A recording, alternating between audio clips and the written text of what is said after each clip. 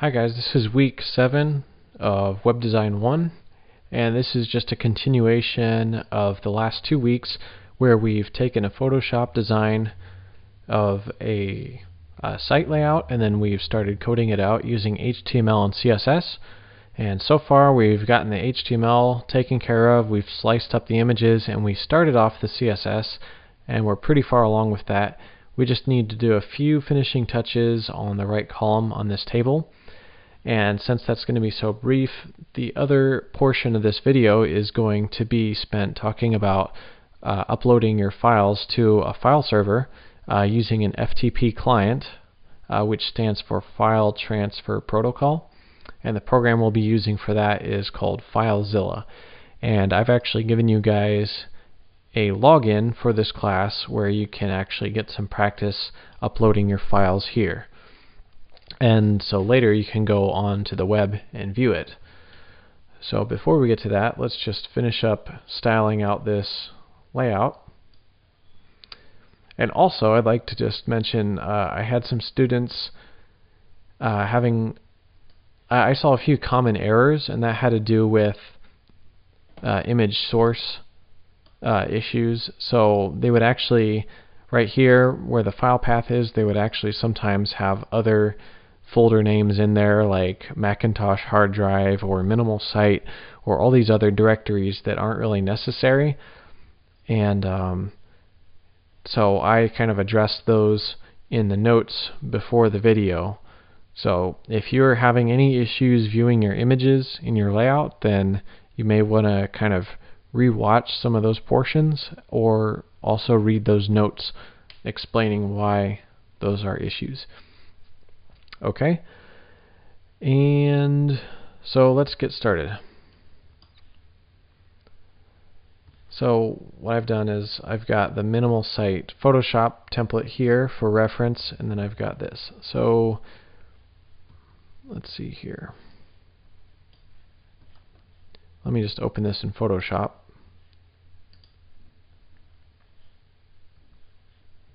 I've got some other stuff here. That's a monster drawing I'm working on.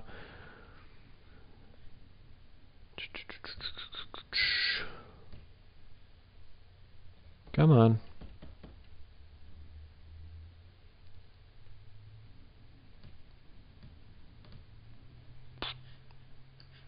Okay.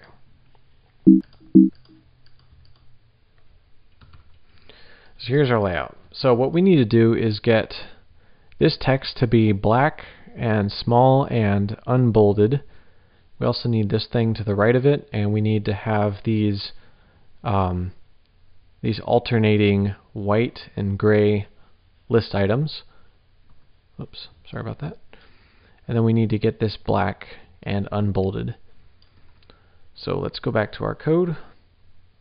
So right now this is bold and gray. So in our code we've got an H3 and it's inside of the div with an ID of blog.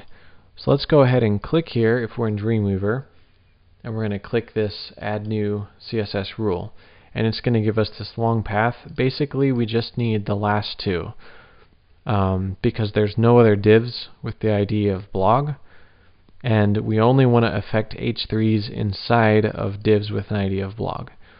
And right here they'll kind of explain you know, exactly, they'll sort of explain what's going on.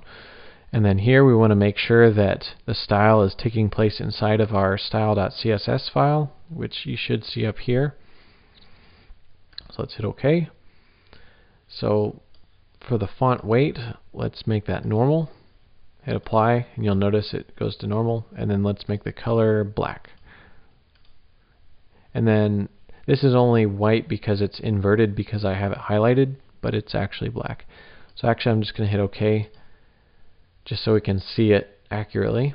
And you'll notice in Dreamweaver it lists out the styles over here, so we can also add properties in this list right here instead of actually clicking here. Or we can actually go in to the CSS and type it here. So we have pretty much 3 different options. Whichever you prefer is fine. but for those who are not using Dreamweaver, I'm just going to edit the code over here so we can all see it. So as you can see, it created the ID blog h3, and then we've got our curly brackets, and inside of that we've got font dash weight set to normal, semicolon to end that, and then color is black. And let's go back to Photoshop. We may even make the font size a little bit smaller. So font dash size, and if I hit enter right here, it'll actually auto-complete it for me. And then let's set that to 12 and semicolon. Let's click back here, and that actually looks a little too small, so I'm going to make that 14, and that looks more accurate. Although it does look a little bit bold, and I'm actually just going to check in Photoshop. Sorry about that. I'm going to click in here, and it's actually set to regular, so we don't need to bold it. And it looks like it's slightly off. So the color of that is 333. So right here where it says color 000, let's change that to 333 so it's a little more accurate. And you'll notice now it's just slightly off. Now we need to take this and make it float to the right over here. So another thing Dreamweaver does is it has this little icon here. If you click on that, that will actually show you sort of the hierarchy of where it is. So it's not super useful, but so let's go ahead and give this an ID so that we can target it. So I'm going to call this ID equals RSS, and I'm just going to code this out raw. So img RSS, so the img is to target the image, and you actually don't want any spaces here.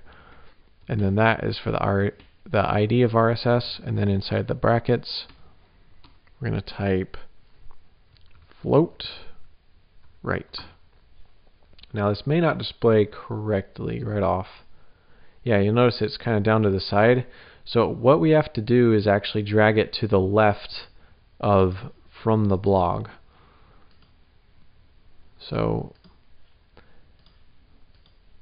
I'm going to drag this up here.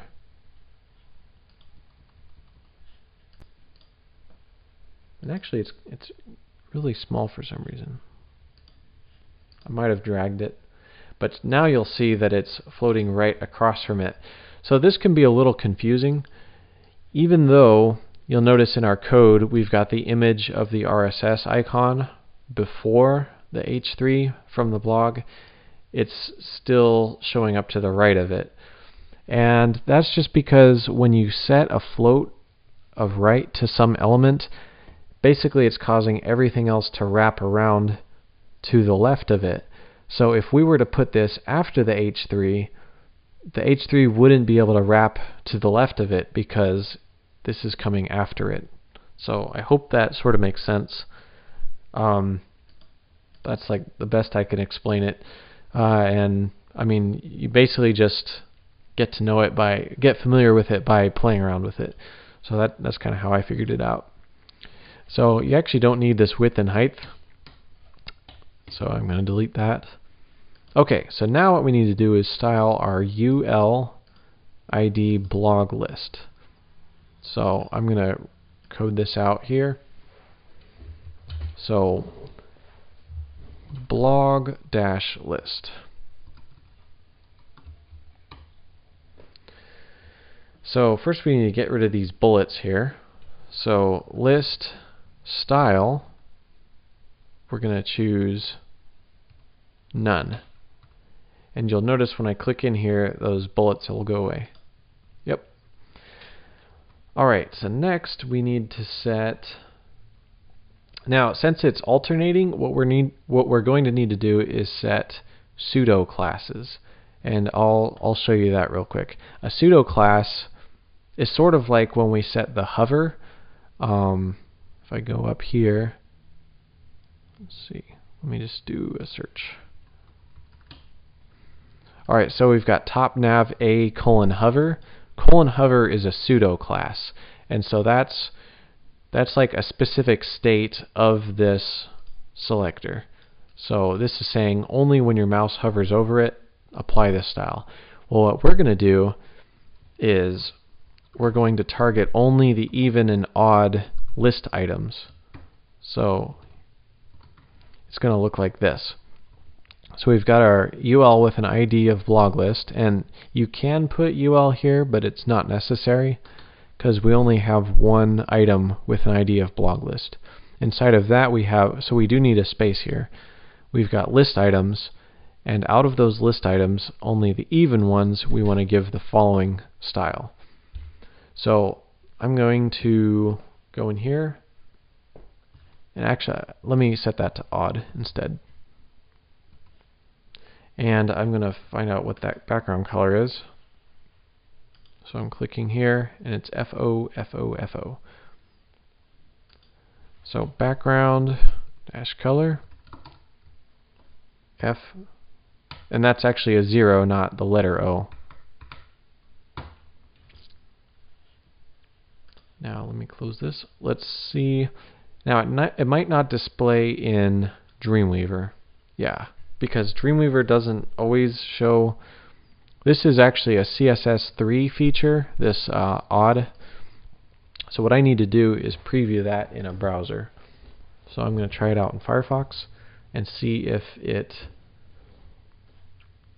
applied my effect. And it didn't. So let me just dig around and see what happened. Okay, so I had typed it a little wrong, and that happens sometimes. So instead of just colon odd, what it needs to be is nth dash child and then parentheses odd. And you'll see now every other one is slightly gray. So that's how we're going to target just the odd one. And since the even ones like this one and this one, it looks, let me see here. Is it slightly darker? It's almost hard to tell. So this is F8, F8.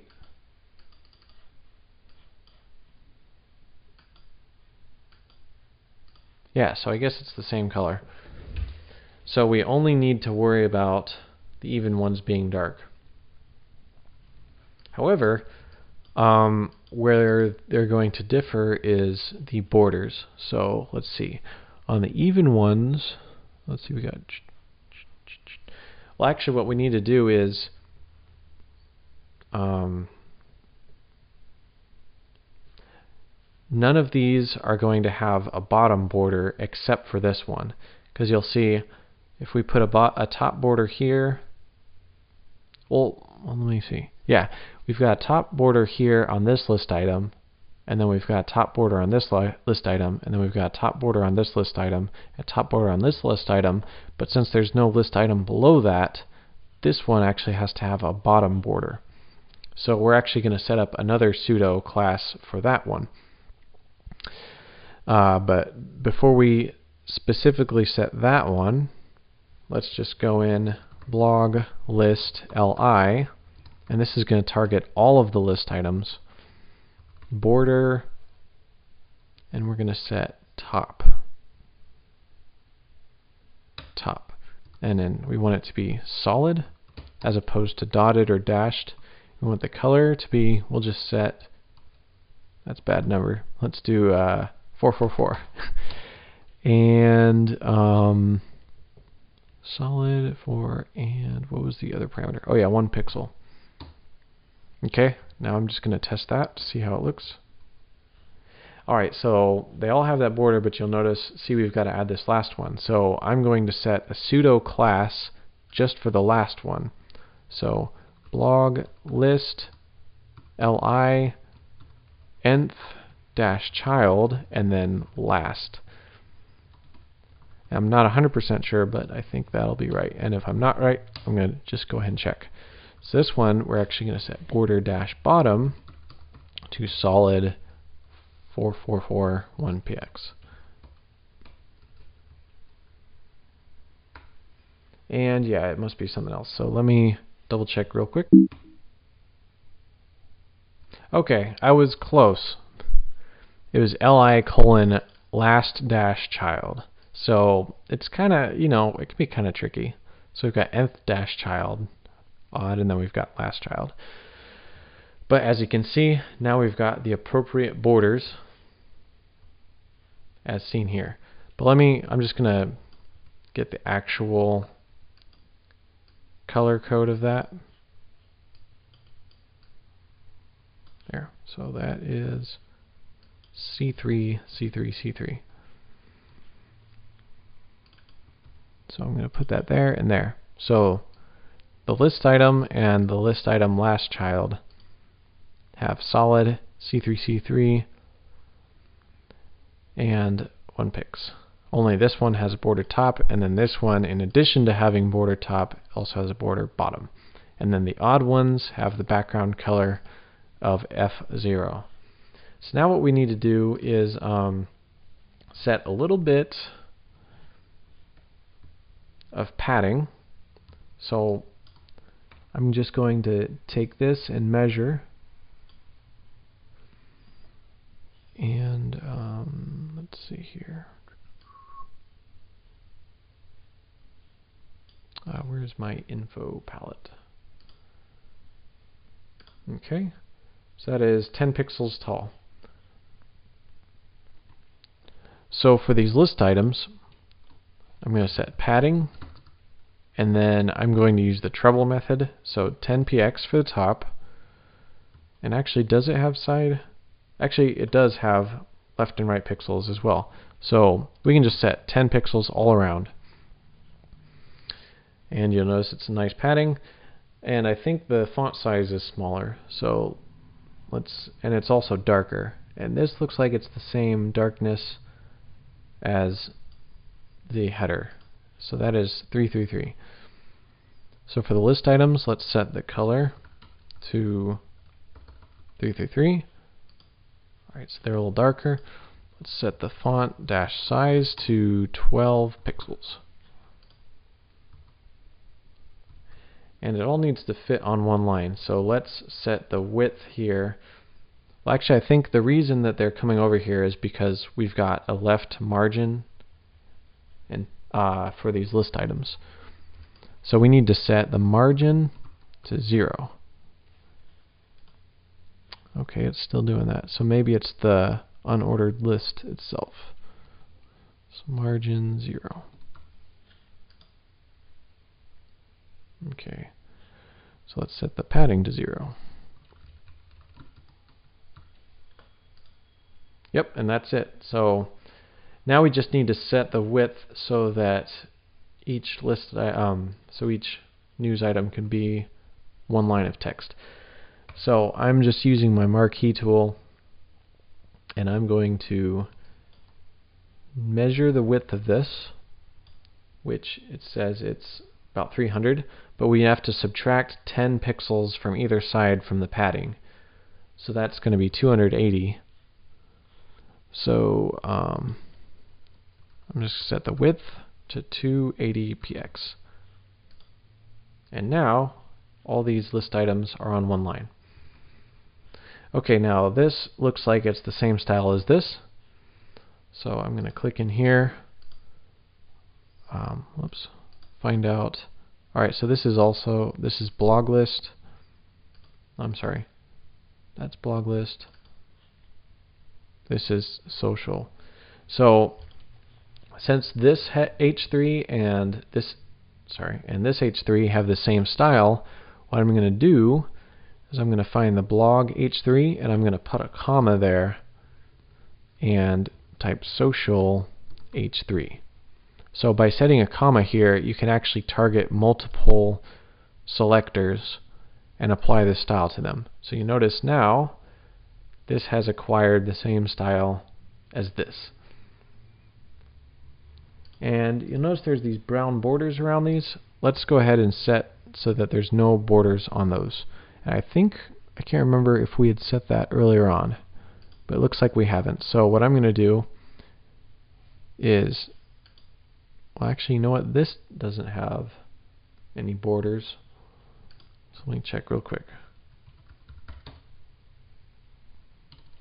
Okay, info. Okay, let me just make a blanket statement for all the images. So img border none. And those brown borders go away. And let's check the spacing out. Okay, so that's about, we'll say it's about 10 pixels. So let's make a special style for those ones. So social img margin, and let's use the trouble method. So 0 for the top and 10 px for the right, 0 for the bottom, and 0 for the left. And they should spread out. So let's go ahead and save so that there's no star next to style.css. I'm going in here, refreshing.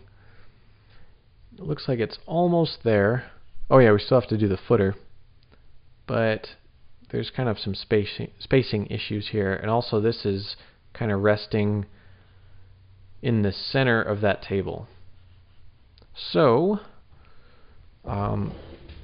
let's check what this spacing is. So I'm going to drag from here to here, and that is it's about 40 pixels.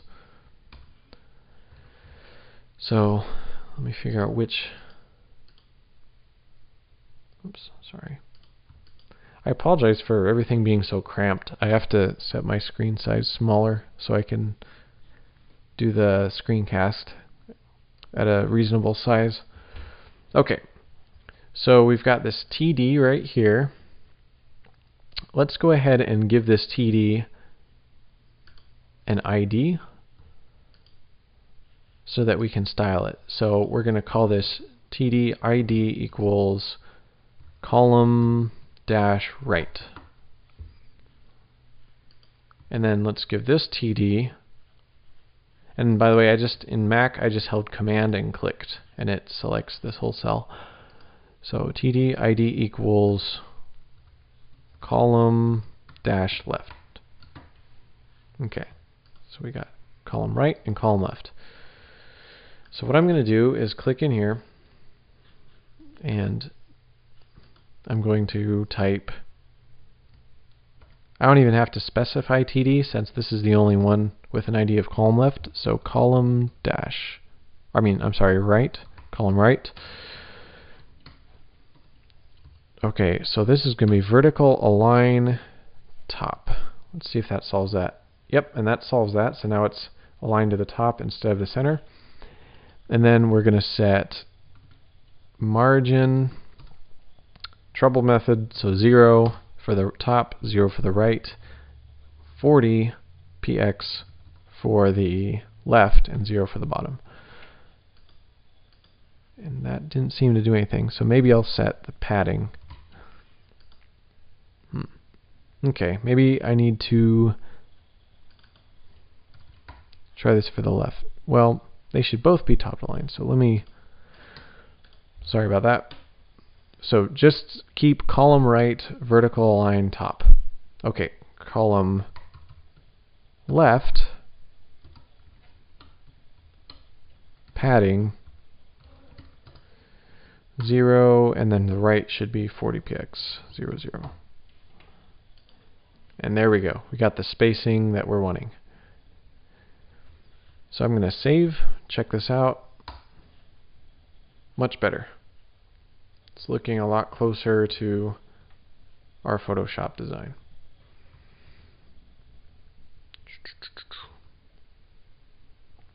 Okay, almost identical, which is awesome.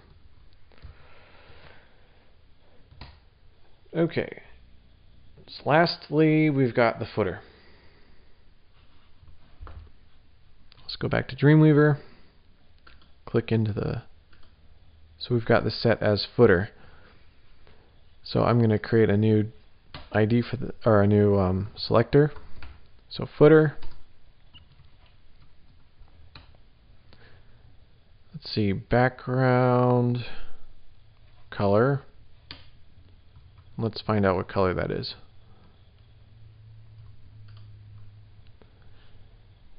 And that is F0, F0, F0. So don't forget the number sign. F0, F0, F0. Kaboom. And let's set the text align. Oops. Text align center. Okay, getting closer. And let's set that top margin there.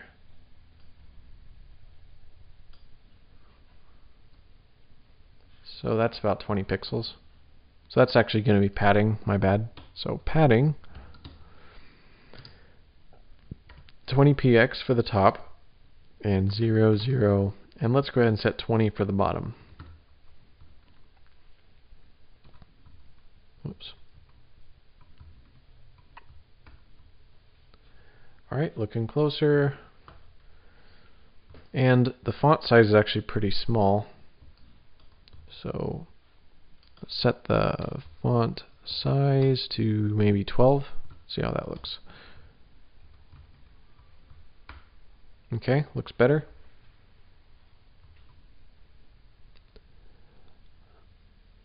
Okay.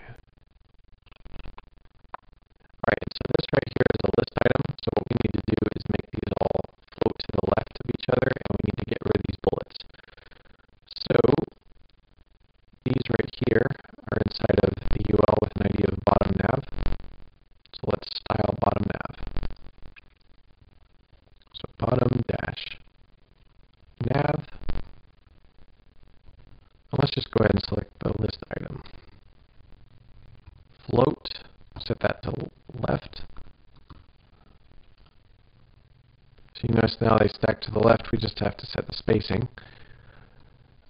List style is none. So that got rid of those bullets. Margin.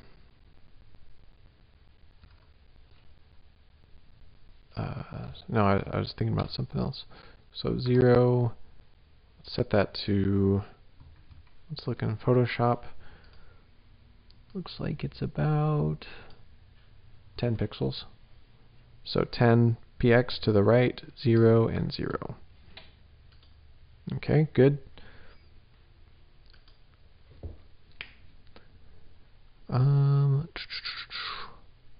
But now we need to target specifically the unordered list, because even though the list, well actually, yeah, sorry.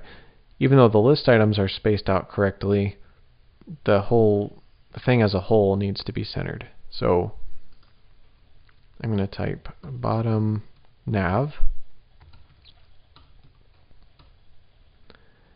And I'm going to set a width of, I'm going to give it a little space around it, but that's about 300. So 300 px, and then margin, let's just set that to auto.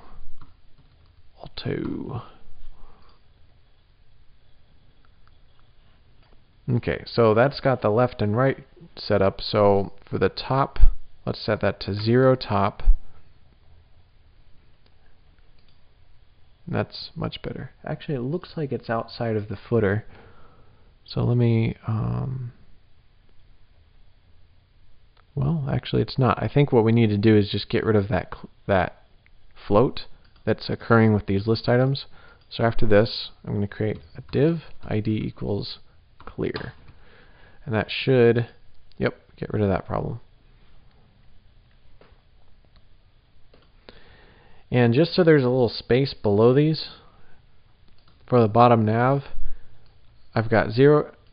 And here's another thing. When you only have 2, what it's doing is the first value is applying to the top and bottom, and the second value is applying to the left and right. So that's another little tidbit. But I want top to be 0, right to be auto, 0, or the bottom, I want that to be like 20 px, and then I want the left to be auto. So remember, we're going clockwise. Top, right, bottom, left.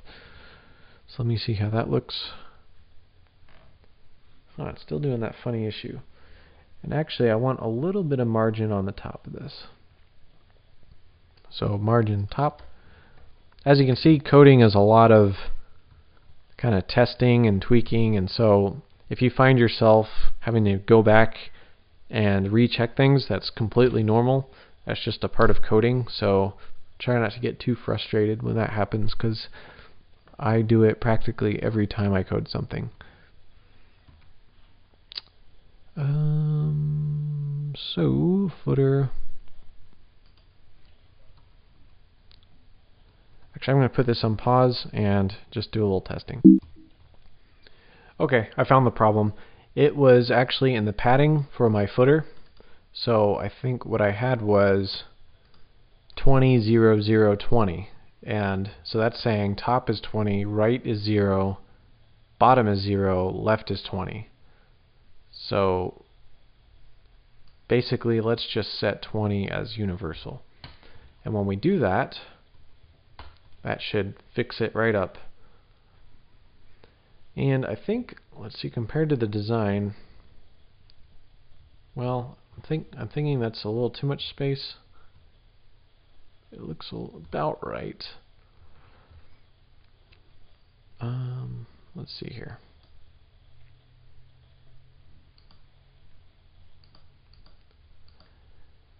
Yeah, okay, so that we set it to 80 bottom. The wrapper has 80 pixels of margin.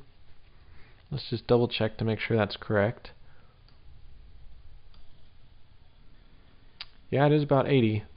So I wonder if this is just adding a little extra here. Yeah, that actually has a little bit extra margin here. So what we can do is we can do this a couple ways. We can either take 20 away from the overall bottom margin, or we can set up a pseudo class for this last list item here in column left for info. So let's just go ahead and do that so we get some practice. So I'm actually going to scroll up in my CSS to where that one is. So we've got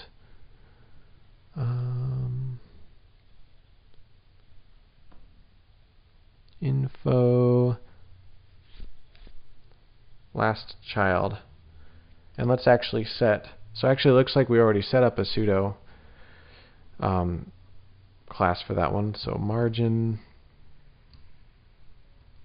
bottom 0 px.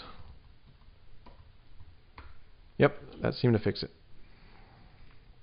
So there you have it. We have a fully styled and HTML-ified sort of working document. None of the links actually go anywhere, but this is the process that you go through when converting a Photoshop design into HTML and CSS. And as you can see,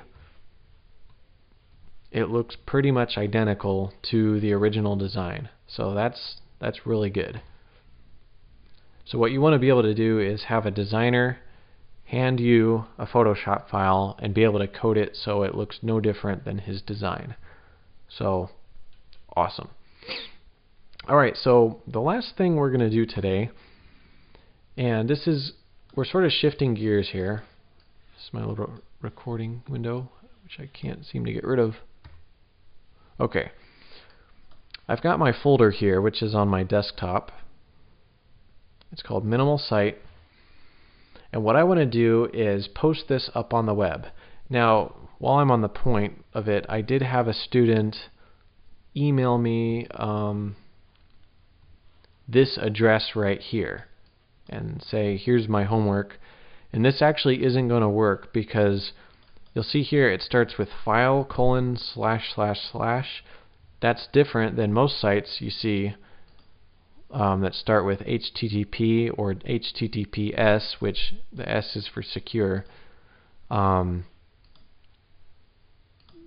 but most sites will start with that, and that means that you're actually going onto the web and pulling this file remotely, whereas this means you're actually pulling the file from your own computer. So if I'm on another computer, on the other side of the world, I'm not going to be able to see this file. Otherwise, anyone who punched in this address, would be able to look at any of your files, and that would be kind of a security issue. So what you need to do is, zip it up and email me the actual zipped file. But for the rest of the semester, maybe we don't want to necessarily be emailing all the files. So what I'm going to do is set you guys up with your own FTP space on my server, but eventually what you'll need to do is purchase your own web hosting and your own domain registry. And that's just good practice as a web designer. You should have these things just professionally. It's good to have, and it's good to have the practice, because if you ever have clients wanting sites, you're going to need to know how to set them up on the web so that other people can view their stuff. So this program I have open right now is called FileZilla, and this is what's called an FTP client. So the way you can get to this is, let me see if I have it on here. Okay, if you go to FileZilla, and that's FileZilla-project.org, you'll come to this site. Now, depending on if you're using Mac or Windows, it'll give you different download links. So if you're using Mac, actually either one, you're going to want to use download FileZilla client. You won't want server. So click here. It'll then take you to this page. So if you're using Windows, go down to here and download either one of these. If you're using Mac, it's up here. If you're using a one of the newer Macs, you're going to want to use, like if you've bought a Mac within the past 3 years, you'll want the Intel. If it's any older than that, you'll want PowerPC G4. So download that. So I'm going to go ahead and do that for the Mac users. And if you're on Windows or whatever, it's just going to ask you, do you want to download this, and do you agree, and is this all right? And you have to just keep hitting OK until you finally get it set up. So here it's saying, what do I want to do? I'm just going to hit OK, open it with the archive utility. It's about 5 megs. I think Windows it's about 4 megs. It's going to download and it'll show up on your desktop. I'll put this on pause. Well, actually, no. Yeah, I'll put this on pause. Okie dokie. So it just downloaded it. Now it's unarchiving it. And so it landed in my downloads folder, and it went ahead and uncompressed it. So you should see this. So if you're in a Mac, you're going to want to drag this into your applications folder. And you can get to there. If you don't see it here on the side, just press Command N. That'll open up a new window. And then you can either double click here, or you can press Command Shift A, and that's going to open up your applications folder. So go ahead and drag it in there, and then go ahead and open it, and you should get something like this. So the login I created specifically for you guys is where it says host here, type c-buz.com. So that's my main site that I'm set up with. And then user is going to be student. And then for password, type ivtech rules, no spaces, and capital letters. So capital I, lowercase vy, capital T, lowercase ech, capital R, lowercase u, les. Hit quick connect.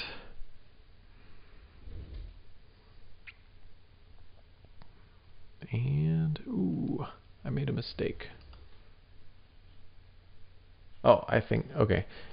In the username, you actually have to type student@c-buz.com. And yeah, that connects. So you should have two columns. One is your local site and your remote site. So the one on local site is your actual computer's hard drive, and the remote site is the hosting account I have set up online. So since my minimal site is located on desktop, I'm going to see it right here. So what I'd like you guys to do is go ahead and find your minimal site here on the left, or you can just type in the path. So mine is users, punch my bucket, desktop, minimal site. And go ahead and drag this over here. Well, but before you do that, what you should do is give it a unique name, because if everyone's dragging their sites here, they might get overwritten. So go ahead and rename it. So what you should do is type your first initial, last name, and then dash WK7. So once you've done that, drag that in here. I'm sorry, it should be, I think it's this one right here. Alright. And you should notice all this code whizzing by and all this progress report.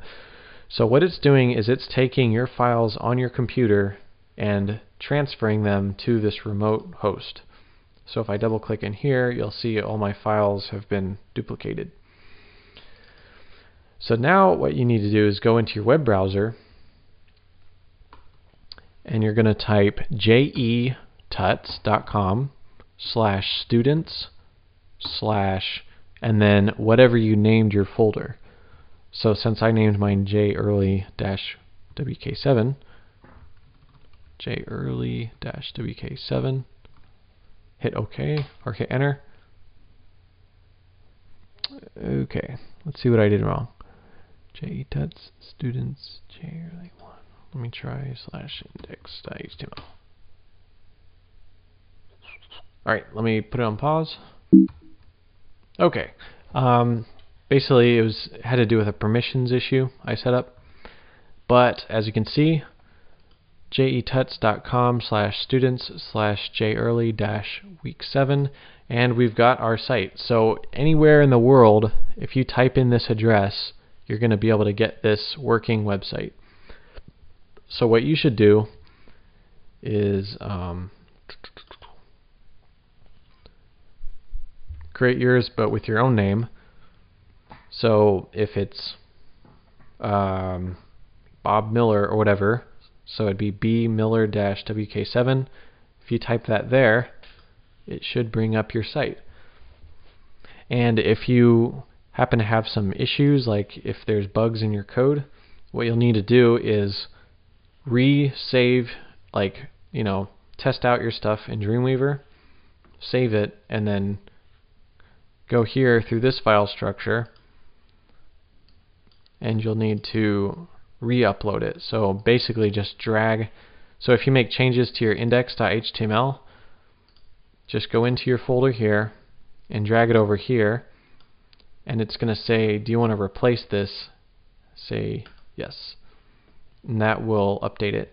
And then at that point, you'll need to go here and just click the refresh button, or click up here and hit enter, or press Command or Control R, and that's going to refresh the site with the latest version. Alright, that should be it for now. Next week, I'm going to have you guys set up your own hosting, but for now, just use this. And be sure to leave other students' folders alone. So just go ahead and upload your folder here. Alright, talk to you later.